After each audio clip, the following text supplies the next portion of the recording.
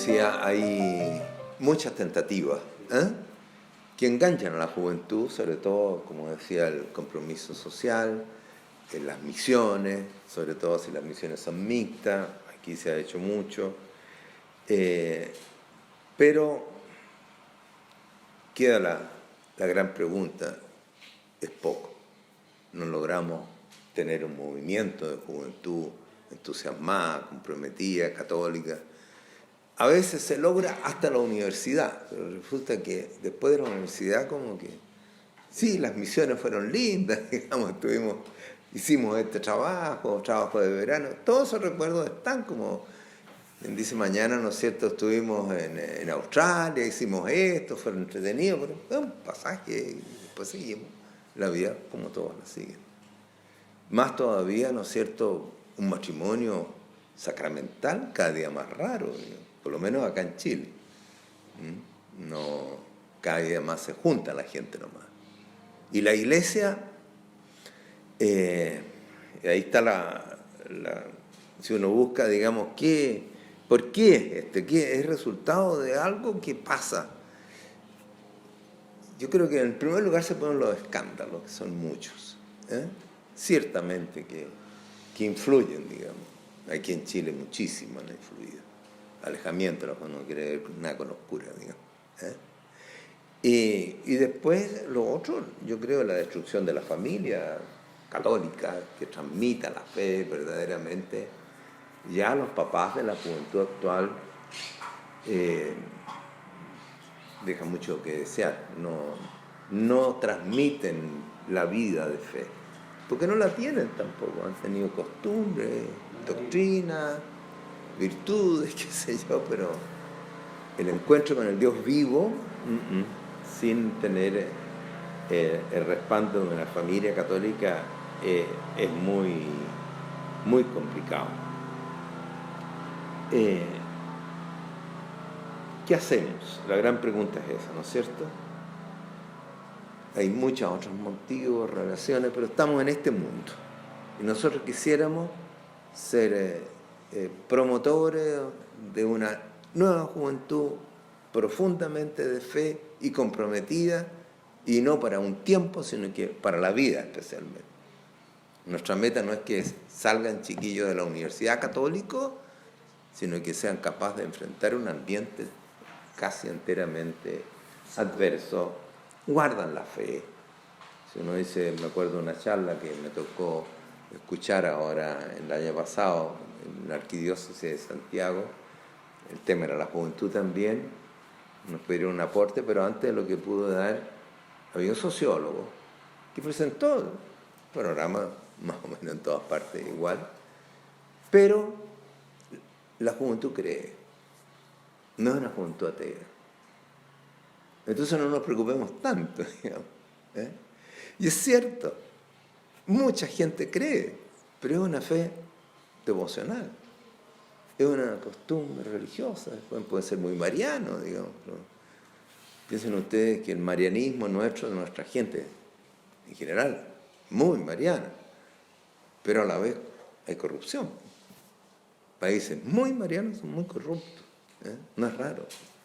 Bueno, la gran pregunta para nosotros, ¿cómo lo hacemos? ¿Qué hacemos? ¿Qué hizo el Padre Quinte? Nosotros queremos arrimarnos a un buen árbol. Y empezamos, ¿no es cierto?, a descubrir un poco, viendo lo que él había hecho en concreto, ¿qué nos puede enseñar? Habría que decir varias cosas. La primera, que acentuamos bastante en la charla anterior, es el Padre Quinte viene como un sacerdote que ha solucionado sus problemas, que se ha consolidado, digamos, en su sacerdocio, que ha trabajado y que está con una visión del mundo, de lo que hay que hacer, que tiene un amplio horizonte. Como para permitirle a los 25 años decir, ¿no es cierto?, yo ya estaba listo cuando me ordené.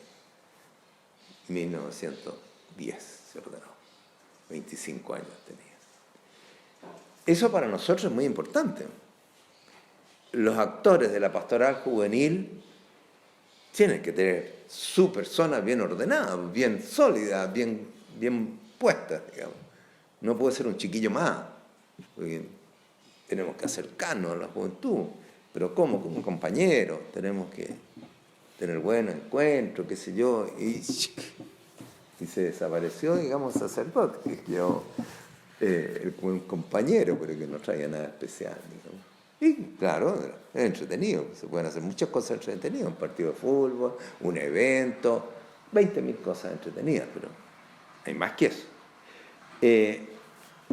Lo otro primario, en el perfil del educador de juventud que nos trae el Padre Quinteres, él fue un soñador.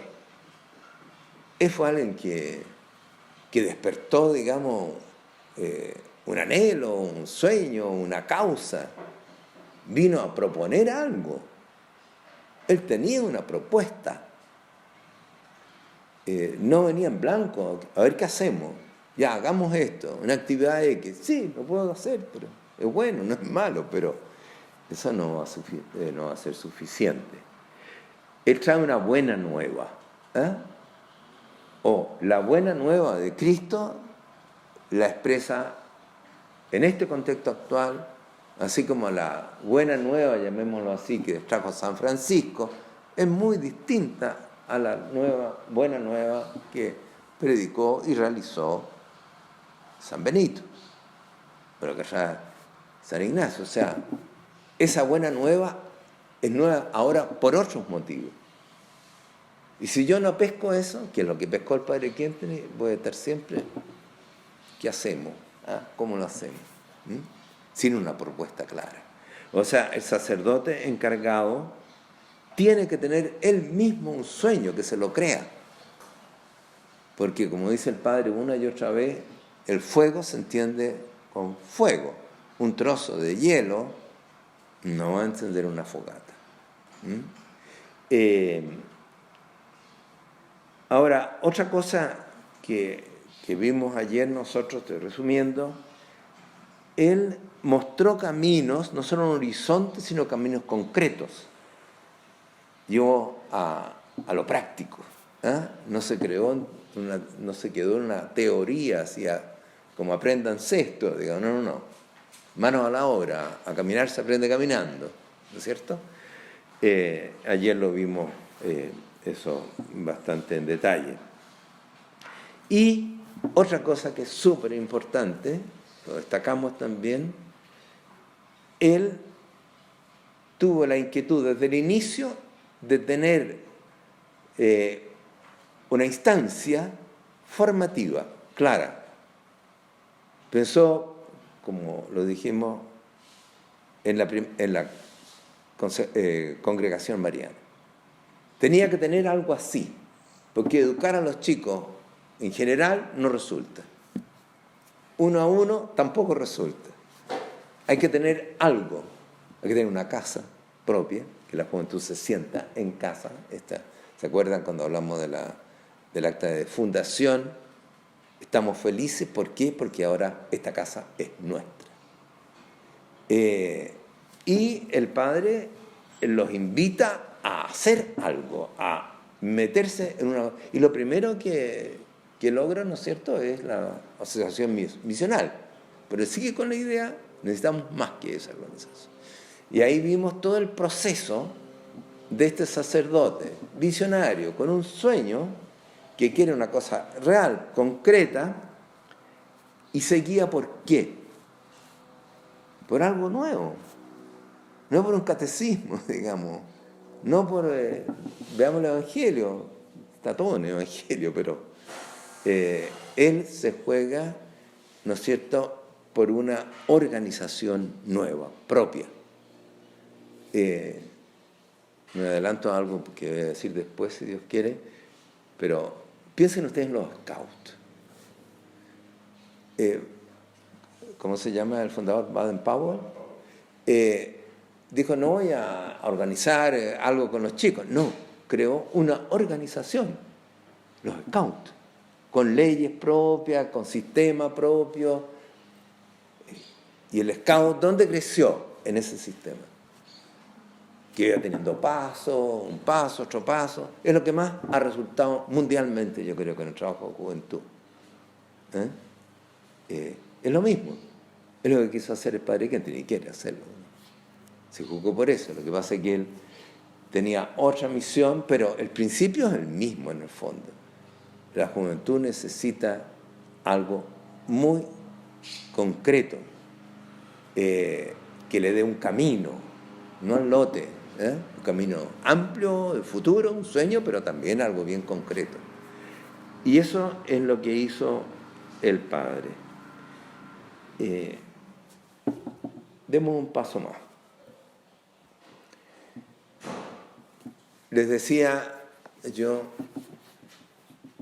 el padre ve que la Divina Providencia lo ha puesto como director espiritual, da su definición de lo que quiere hacer, se recuerda autenticidad, y al final dice, pero sobre todo les pertenece mi corazón. Y digamos la pregunta ahí, ¿qué significa eso? Es totalmente fuera del contexto, ni siquiera hoy se usa eso. ¿Qué estaba pensando? No sé cómo lo ven ustedes, aquí un poquito de lucubración mía. El padre Kenty en la trayectoria que hizo,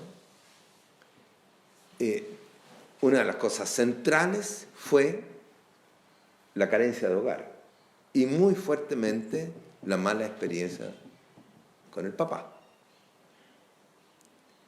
Fue una herida muy fuerte, muy duradera, que el padre tuvo que rumiarla mucho y que se dio cuenta en eso que había un problema muy general. Si nos tomáramos hoy día, diríamos generalísimo. Tener una buena experiencia de papá es muy difícil hoy día. Pero él lo sufrió eso. Podría haber dicho en ese tiempo y ahora, este es un signo del tiempo increíble. Y él, fíjense que era casi contemporáneo con Freud. ¿Y qué pasó con Freud? Freud descubrió el inconsciente patológico, digamos, que venían los traumas de las personas por malas experiencias. Y cómo esas malas experiencias se anidaron, no en el consciente, sino que en el subconsciente. Y del subconsciente mandaban recados, ¿no es cierto?, para el consciente. Eso tiene que haberlo visto. No me imagino un padre Kenty atento al tiempo que no haya visto el desafío que era, ¿qué cosa? Formar el inconsciente. Él sufrió lo negativo, pero tiene que haberse preguntado, como educador, ¿cómo sano yo a la juventud para que tenga un puente positivo hacia Dios Padre? Y que Cristo lo vea no como un Cristo guacho, por así decir, como se ve hoy día en general, ¿no es cierto? Cristo Redentor, el Cristo Buen Pastor, pero no el Hijo del Padre. El Padre Dios como que ha desaparecido casi de nuestro lenguaje. El Padre Kenty se hace esa pregunta. Y la respuesta que tiene que haberse dado, yo tengo que darle un aporte a formar el subconsciente de estos chiquillos. No se lo voy a explicar en ese momento, solamente le dice, les pertenece mi corazón. ¿Y cómo empieza a actuar él? En el fondo, hay un factor que es la educación del inconsciente de los chiquillos. Eso lo tenía él claro. Si no, no habría dicho, les pertenece mi corazón, ¿no? Ahora, la interpretación, ustedes pueden compartirla o no, pero el hecho es que él, digamos, se juega también con no solamente presentar un horizonte, radicalismo de la juventud, exigirle, etcétera, etcétera. No, hay algo más. Hay que formar el subconsciente. Y eso no está en la pastoral de la iglesia. Hoy día. Me van a decir aquí sí, pero son excepcionísimas. ¿Cómo educamos nosotros? ¿Cómo transmitimos la fe? padre debe decir 20 veces, 100 veces una expresión del inglés, me acuerdo. La única Biblia que lee el hombre actual es la Biblia encarnada. O sea, en mí tiene que leer lo que es Cristo, lo que es el Padre de Dios. Mi vivencia. Por ese lado iba, no se lo voy a explicar esto a los jóvenes. Bueno, él empieza con el trabajo de la juventud, lo que vimos ya. Llega a 1014, de 1014 a 1019, los chicos se van al campo de batalla, regresan en el 19, se acaba la guerra, y habían conquistado otros más, y la gran pregunta es, ¿qué hacemos? Y el padre Kentenich, digamos, acá dice, mirando lo que pasa en la iglesia, dice, lo que falta son líderes. O sea, vamos a empezar con una organización, ahora ya su organización, no las congregaciones marianas, está transformando la congregación mariana. Vamos a fundar una federación.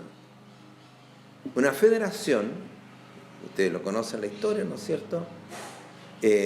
1919, con un grupito de los seminaristas todavía y de los laicos que no eran del seminario, ni mucho menos, funda la federación.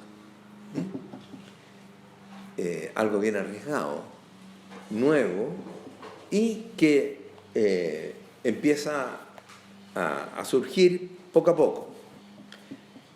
Pero ¿qué sucede? Desde el año 1919, en que se funda la federación, hay un paso interesante, importante, a 1920, porque hasta el momento no había mujeres en la organización de Schoenstatt, solamente, como digo, seminaristas y chicos jóvenes. Y el padre, insisto que tiene la visión general, no está expresada aquí, pero sin duda que la tenía, ¿no es cierto? Estaba álgido el problema con la mujer. La emancipación femenina se produce justamente en ese mismo tiempo que está actuando, poco antes. Simone de Beauvoir, toda la cosa de feminista nace ahí. Pero el padre todavía, la divina providencia, no le había mostrado ningún camino para dar también respuesta a las mujeres, porque era otro signo, parte del signo de los tiempos, digamos, importantísima. Y llegan las mujeres, hermanas, amigas, dicen ya, vamos a abrirla a la juventud femenina, y empieza el grupo de juventud femenina, poco tiempo entran las profesoras, arde como yesca eso, empieza a dar cursos para las mujeres, bla, bla, bla. No vamos a pasar la historia acá, pero les recuerdo para que tengamos el panorama. Y dice, ya le dan el pase los palotinos para que trabaje solo para Schoenstatt. O sea, y ahí se está abriendo este campo. Y él cree y trabaja para que los sacerdotes diocesanos, que ya se habían congregado, ¿no es cierto?, ya estaban, sin mayor definición todavía, sin liga o federación, pero estaban ahí, tenían sus parroquias, el padre los visitaba y los prepara para que ellos hagan lo que él había hecho con la juventud. Les da cursos de psicología juvenil, de dirección espiritual, hace lo posible para que los sacerdotes diocesanos trabajen al modo en que él trabajaba con la juventud. Más allá de la catequesis, de la preparación de la primera comunión. ¿Y qué pasa? No pasa nada. El sacerdocio de los párrocos, lo que más pescan son las peregrinaciones. Y empiezan a llevar grupos a Schoenstatt a peregrinar al santuario. Y se introduce poquito a poco un factor que va a ser absolutamente decisivo. Aparece Hitler en el horizonte. Y curiosamente, Hitler con las mismas reglas, por así decir, que el padre Kentenich, por fuera, con otro contenido, pero un líder con un sueño inmensamente grande, Deutschland über alles, Alemania sobre todo el mundo, ¿cierto? Entusiasma una nueva Alemania que va a dominar el mundo, la raza aria empieza con sus cosas. Y eso empieza a tomar en forma. Y en pocos años se convierte Hitler en un líder que había creado una organización, no solamente un ideal, un sueño, sino que los caminos concretos, la Hitlerjugend, la juventud femenina, que empieza a succionar a la juventud y a entusiasmarla. ¿Y qué es lo que hace Hitler? Radicalismo, el padre Hitler. Exigencia total, obediencia al Führer, digamos, en su modo, ¿no es cierto? Hay que sacrificarse por la patria, porque vamos a ser lo más grande del mundo. Vamos a cambiar el mundo. ¿Y qué pasa con la juventud católica? Lo poco que había en Tatiana va desapareciendo. La gran mayoría de la juventud alemana se va enrolando bajo Hitler. Y Hitler poco a poco estrangula cada vez más a la iglesia, a las organizaciones, ¿no es cierto? Y ciertamente a la juventud. Queda un poco la juventud femenina, que no tenía los canales Hitler como tenía para la juventud masculina, ¿no es cierto? Y la juventud femenina ha ido afianzándose con que el padre se dedica lo que podía, la Providencia les traía ahora, a las mujeres, da la fundación de la Federación de Mujeres y a los pocos años, 1926, funda una comunidad de mujeres que quiere abordar el problema de fondo de la identidad femenina.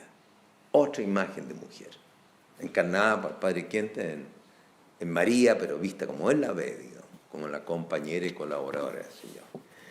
Invierte toda su fuerza en eso. Y no tiene más campo. Empieza a hacer lo que puede con los sacerdotes, o continúa haciéndolo. Lo único que podía hacer eran retiros grandes. Y los dio muy fecundos. Muchos de los sacerdotes iban, participaban. No todos se hicieron shuntatianos, evidentemente, pero una buena parte sí. Llegaron a ser, si no me equivoco, usted me puede corregir después, 700 sacerdotes diocesanos, en los años 30, harto. Y hay una gran pregunta. ¿Y por qué no surgió un trabajo shuntatiano en las parroquias? ¿Qué pasó? Los sacerdotes lo tomaron a Shunta como un apoyo espiritual y comunitario, pero no como un desafío de cambiar la pastoral de la iglesia. Esa es mi opinión. De hecho, en todo caso fue así, porque después de Dajo, qué sé yo, no se puede decir, mira, Schoenstatt marcó a partir de las parroquias, de las diócesis, la pastoral, cambió la pastoral de la iglesia, con la juventud, con la familia, para nada. Ahora, ¿qué pasa más? No va a pasar toda la historia porque sería muy largo, ¿no? Pero lo que me interesa es que vean la cuestión de conjunto, porque no podemos quedar un detallito, otro detallito y el padre llega a Dachau, ahí se corta todo, ya posible, ni siquiera la posibilidad de un trabajo mayor en este plano, y sale de Dachau. Y sale con una convicción. Lo que hemos vivido, especialmente los últimos años, es lo que la Iglesia necesita, en espiritualidad y en pedagogía de la fe. Absolutamente convencido de eso. Y dice, vamos a entregárselo a la Iglesia. Y empieza, después de Dachau, a las visitas a los obispos, publica hacia el padre, qué sé yo, y sabemos en qué termina. En un creciente rechazo Tanto así que ya al año 48, digamos, los obispos alemanes exigen esto y esto y esto, Schoenstatt, digamos, que lo enmarca, no queremos esto, así. Y además el padre Kempner se han endiosado, no queremos. Tenemos suficiente con la experiencia de Hitler, ¿eh? No queremos aquí un personalismo, digamos, como que se ha dado. Y eso termina en la visitación y en el destierro de 14 años del padre Kempner. O sea, para afuera, señor, no lo queremos. Se rechaza lo que él traía. Eso se da entre los años, ¿no es cierto?, 46, el año 47 pasa algo importante, 47, 48, 49, y el 49 ya viene la visitación, y el 52 ya está en Milwaukee. ¿Qué es lo que hace el padre Kempner? Se ve el ambiente que existe y tenía otro panorama que le presentaba la Divina Providencia. Él había mandado a las hermanas afuera, estaban los padres palotinos afuera de Alemania, estaban en Sudáfrica, en Australia, en Argentina, en Brasil, en Chile, en Uruguay, qué sé yo, estaban en muchas partes. Dijo, voy a visitar a mi gente, pero traía algo sobre el poncho, bajo el poncho. ¿Qué es lo que traía? Él lo expresa así: yo me di cuenta que en Alemania no íbamos a tener éxito, que los nidos de resistencia eran demasiado grandes. Vamos a ir a buscar, esa es la expresión que usó él, una nueva tripulación para el barco de la familia. Dijo, acá no nos resulta, acá esto no va. Además, con el desarrollo ya que preveía lo que pasó, digamos, después, lo preveía claramente, dijo, voy a ir al extranjero, a verse ya. Y él esperó mucho. Hay una carta muy, ojalá la lean algún día ustedes, una carta del padre Carlos Ser, del año 1964, donde le explica todo esto, su estrategia, por qué lo hace. El caso que llega acá, el año 47, a Brasil, Uruguay, Argentina, y después Argentina en Chile. En Brasil, juventud, que yo sepa, no encontró mucho. Habría que ver históricamente si hay algo más. En Argentina encontró algo. Un grupo de juventud femenina, masculina, y ahí se dedicó. Habló con ellos, estuvo con ellos, los apoyó, qué sé yo. Y eso quedó de alguna manera ya endilgado. Y después viene a Chile, el año 47. Y ahí pasa algo distinto. ¿Por qué? El problema dentro de los palotinos era cada vez más álgido, de división, los que seguían a Padre Kempner y los que estaban en contra. Y se empezó a crear lo que se llamó, ¿no es cierto?, los liberales y los integrales. Y resulta que en Alemania, por de pronto, y en Brasil, y en Argentina, los palotinos se dividieron cada vez más. En los que seguían al padre Kempner y los que no lo seguían.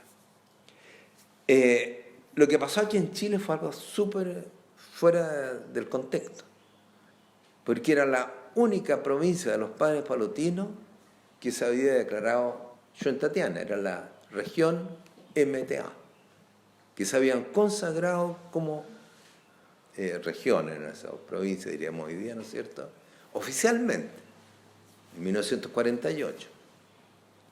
Y el padre Kempner, estando acá, ve al comienzo, en el año 47, bueno, ¿por qué no trabajan más con la juventud, con la gente, en el movimiento?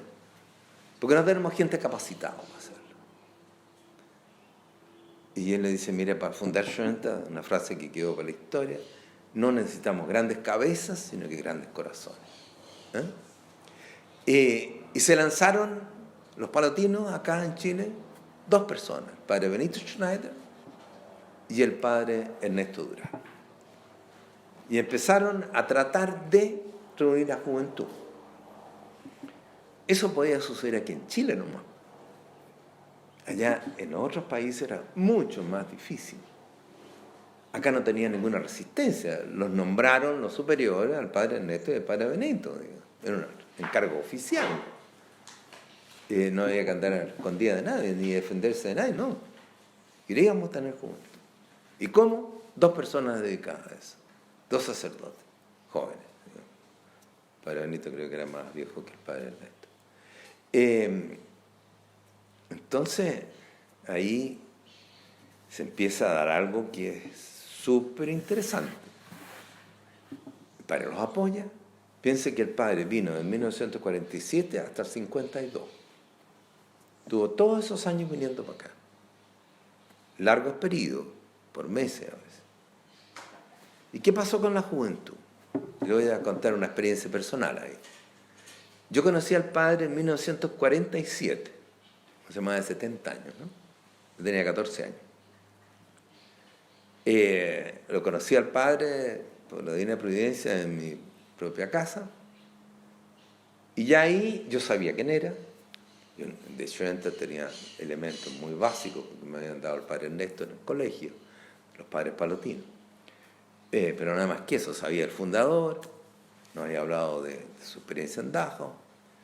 Y al año siguiente, en 1948, yo tengo que trasladarme a Santiago por los estudios, y el padre Ernesto también se traslada a Santiago y empieza a reunir a jóvenes. Y ahí tengo un recuerdo muy importante yo del padre. Porque sacamos una foto, digamos, ya era posible sacarse fotos con el padre. Tengo una foto con el padre. Y el padre escribió después en esa foto, por detrás, algo que me era incomprensible para mí. Estaba en latín en primer lugar. Cuando nos hice traducir era mancomunando nuestras fuerzas. Yo no era nadie, digamos. ¿Por qué lo hizo? Porque yo era una persona destacada, un líder así en potencia. Para nada, digamos. Absolutamente normal y no comprometido con nada. Pero él estaba buscando. Estaba viendo si había una llamita, digamos. Si no, no me habría escrito uniendo nuestras fuerzas. ¿Para qué unir las fuerzas? Yo no sabía de qué se trataba siquiera. Era fundador. Y ese año, el año 48, yo le escuché la primera plática al padre Quente, estos intentos del padre Ernesto de reunir a la juventud en Manuel Montt, lo que conoce en la casa. ¿Y de qué nos habló? Del hombre masa, la misma posición que había, el hombre que piensa como todos piensan, porque los demás piensan así, hace lo que los demás hacen, porque los demás lo hacen así, es el hombre mono, dijo. Nosotros tenemos que tener otro tipo de jóvenes. Interesante, digamos, está tirando al suelo. Los que nos reunimos en esa charla eran de todo, yo no sé si a lo mejor Pancho se acuerda, digamos, si había otro que hubiera en ese tiempo pescado. Que yo me acuerdo, no. Creo que un Legüedé, había uno por ahí o 2, pero que no perduraron después. Pero estoy diciendo esto, él la juventud no la dejó nunca. Apenas pudo, lanzó el anzuelo. Lo hizo expresamente en Argentina y aquí se le abrió el campo. Era único lo que iba a pasar. Al año siguiente, ¿no es cierto?, el padre Benito ya tiene un grupo, el grupo de Mario Iriart, y al año siguiente, en 1950, apareció el grupo nuestro del padre Ernesto. Y nosotros tuvimos directamente esa influencia del padre. Lo sentimos como el fundador, no hablaba castellano evidentemente, pero se comunicaba con nosotros. Sentíamos su cercanía, a pesar de tener el idioma entre medio. El padre Ernesto traducía, digamos, pero sentíamos que había una persona cercana. Incluso nos ponía sobrenombres, my mouse, le decíamos, my friend, qué sé yo. Entonces, tomó un contacto muy vivo con nosotros. Y él daba charlas, en las cuales el grupo del padre Benito primero y después nosotros siempre estábamos presentes. Entonces, Él nos fue conociendo directamente y nosotros a Él. Y ahí pasó algo súper importante, porque se produjo al año siguiente ya la visitación, el padre estaba ya con ¿cómo se dice eso? Medidas administrativas, digamos, que fueron creciendo. Lo primero fue la destitución como director de las Hermanas Marianas y, terminó en que tuvo que trasladarse a Milwaukee. Cuando él viene para acá, años 50, 51, nosotros conocimos a ese padre. A un padre que estaba luchando, que estaba siendo contradicho, digamos, que estaba siendo negado. Y que para nosotros se nos aparecía cada vez más como alguien extraordinario, que traía un mensaje, y nuestros asesores, digamos, de ese tiempo, los transmitían directamente. O sea, el padre nos tomó en serio. Y eso se va a agudizar, entre comillas, ¿no es cierto?, después, en el año 51, y sobre todo el 52. Cuando llega acá, me ahorro muchos pasos, el 52 ya viene destituido. Y él, dice en el santuario de Bellavista, había dicho el año 49, había dado su respuesta al visitador y había dicho, desde aquí tiene que partir una misión, lo que llamamos después la misión del 31 de mayo. Llega el 52 y por primera vez toma esa plática de 1949, que no se conocía, y dice, aquí está la explicación de todo. Y aparece una misión ya increíblemente grande. El padre, cuando les predica, por ejemplo, al grupo del Circunvento, le dice, mire, ustedes reciben una misión para Chile, pero mucho más allá, para el mundo. Eran chiquillos, éramos chiquillos. Nosotros nos metimos ahí, nos metimos por eso. Y él nos enroló en otra dimensión. Lo mismo que había hecho con la juventud en Schoenstatt. O sea, chiquillos, común y corriente, le abre un horizonte, le dice, tiene una misión. Había dicho, digamos, en una plática que ustedes leyeron recién en el año 48, en que predica, yo diría, a nadie. Hay un chiquillo de colegio, el padre José Kuhl, que ha tenido la idea de hacer un santuario, la primera piedra, pero sin un respaldo real. Y el padre hace una cosa increíble. Necesitamos nido de águila, escuela de jefes, escuela de líderes. No solamente queremos que Colchagua sea una tierra mariana, sino que todo Chile sea una tierra mariana.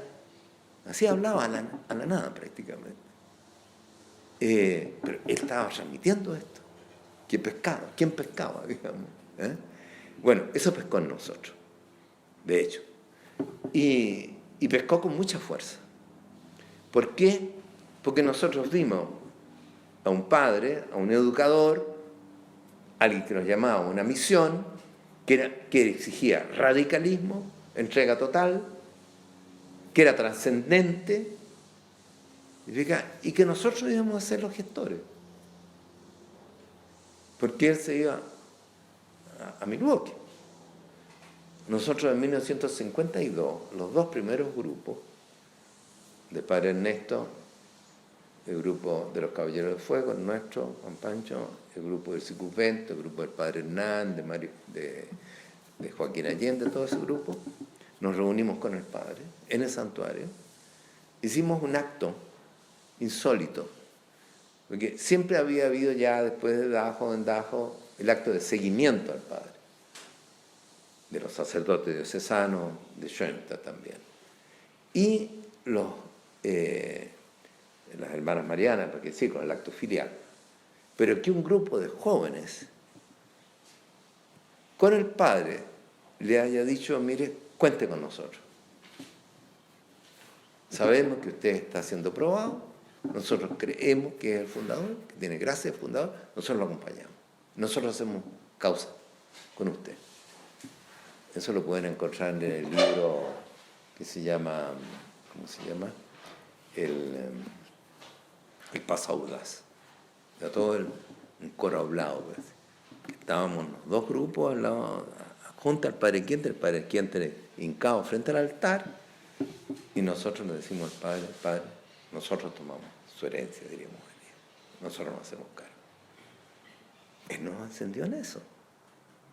Y para nosotros no era una cosa así nomás.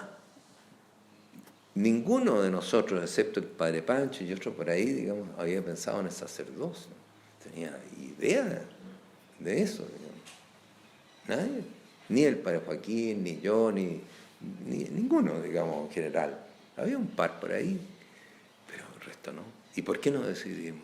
Por lo que me había dado el Padre Quien tengo un encargo. Yo antes necesitaba, en ese momento, a sacerdote full time de desarrollar. Si no, no resulta. ¿Se fijan? O sea, este padre que trabajó al comienzo con la juventud, yo creo que aquí en Chile encontró algo muy especial por la divina providencia, que prendió, y que prendió con mucha fuerza.